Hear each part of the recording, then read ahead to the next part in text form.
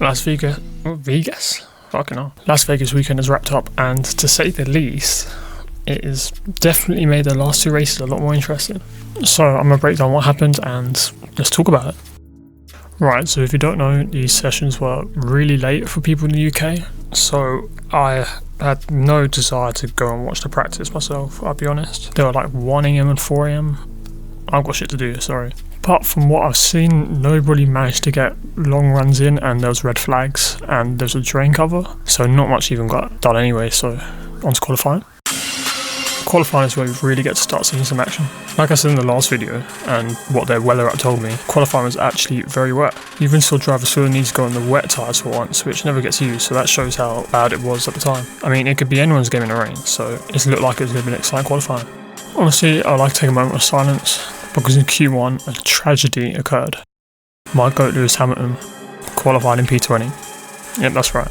It's dead last. He seemed to run through a lot of issues with him not being able to get his tyres to work, and also the yellow flags, as well as engine cutting out and running over a bollard, like it just wasn't going his way at all.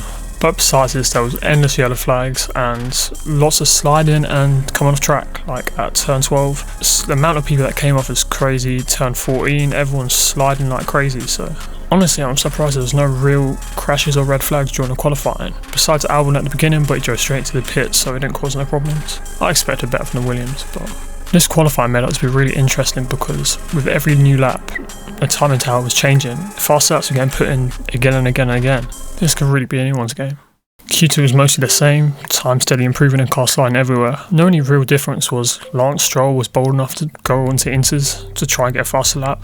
I mean, spoiler, you probably seen it already, he did not make it through. Like, I expected them to stink up this weekend, but they actually qualified relatively right in the wet, with Alonso making it to Q3.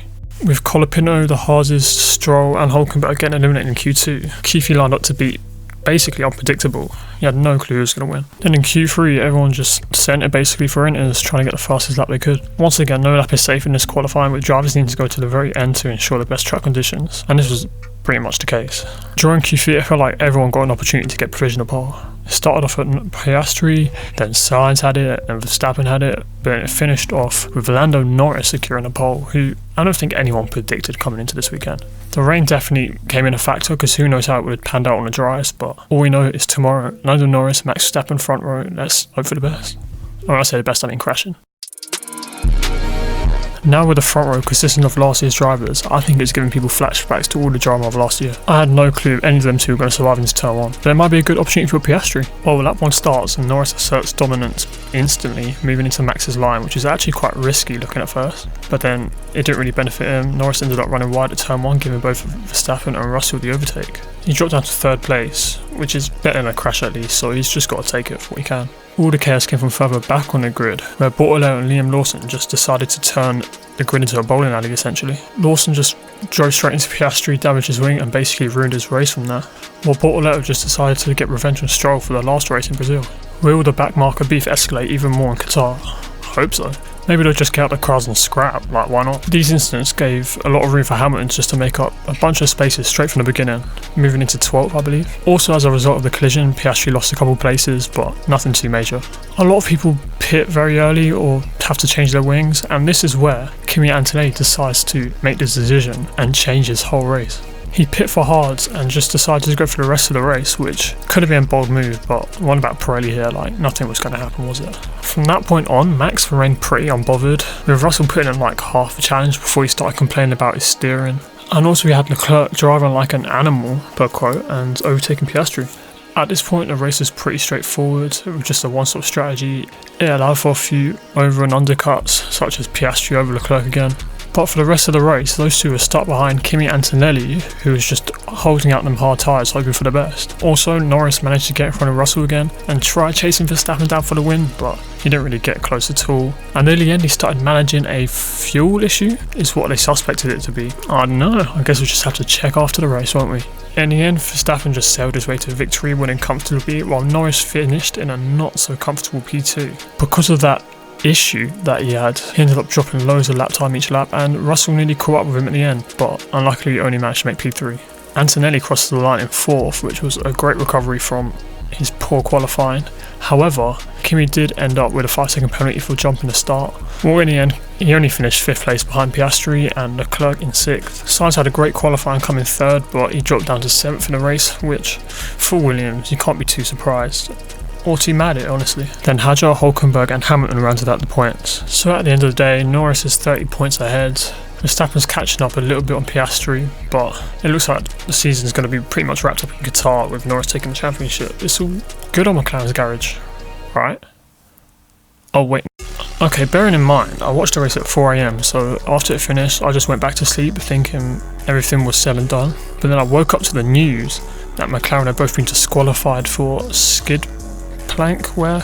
You know, the same shit that Ferrari got DSQ'd for in China. Now with Max gaining the win also, he's now level on points with Piastri and they're both 24 points behind Norris. So if Max could have been written off now, this time he could be more in the championship fight than ever.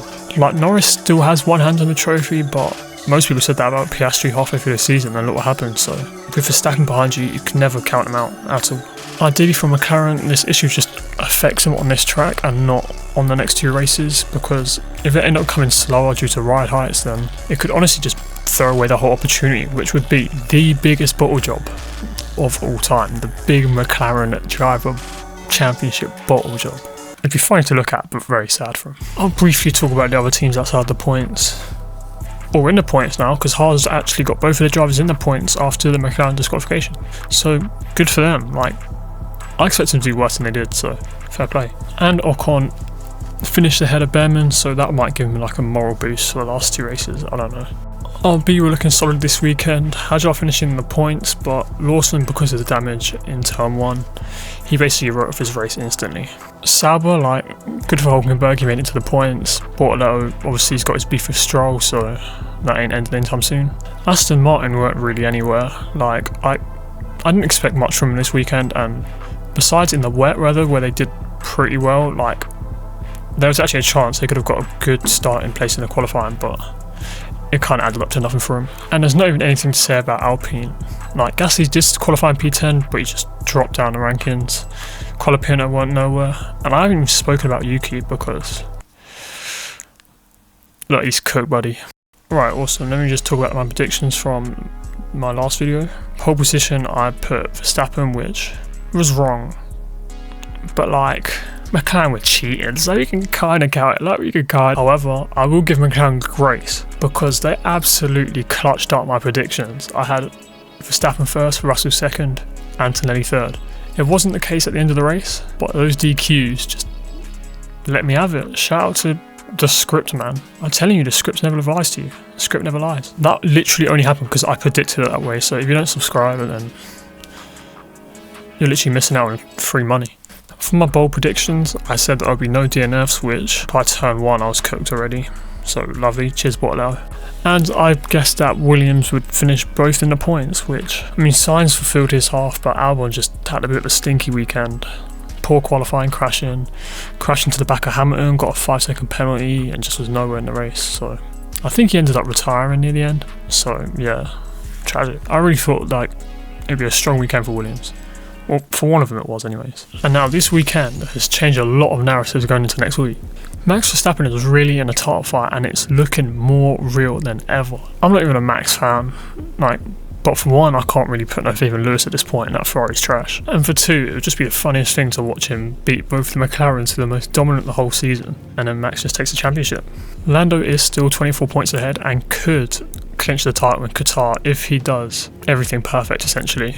But you know Max is a man on a mission and I'd be scared of him too, to be honest. Absolute cinema. Okay, that's pretty much everything I've got to talk about, so cheers, you fucking train. Cool, thanks for listening, like, subscribe, and I will see you in Qatar. Not literally, but I'll be doing predictions, obviously. Follow me on IG, follow me on IG. And before I end the video, can we just have a moment of silence for Ferrari?